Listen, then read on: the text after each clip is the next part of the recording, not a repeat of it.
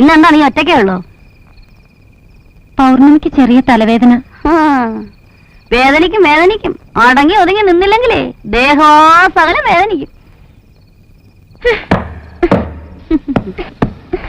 ഇതെന്താ കുക്കറില്? അത് ചിക്കനാ. ഇന്നലെയും മെനഞ്ഞാന്ന് ചിക്കനായിരുന്നല്ലോ. ചിക്കൻ എനിക്കിഷ്ടമാ. അതെനിക്കും ഇഷ്ടമാ. എന്ന് വിചാരിച്ചേ അമൃതം അധികം ആയാലേ വിഷവാ. അത് മാത്രവും കോഴിക്കൊക്കെ ഇപ്പൊ എന്താ വില? അദ്ദേഹം അധ്വാനിച്ചുണ്ടാക്കുന്ന മുതലേ തിന്നു തീർക്കാൻ എളുപ്പമാ.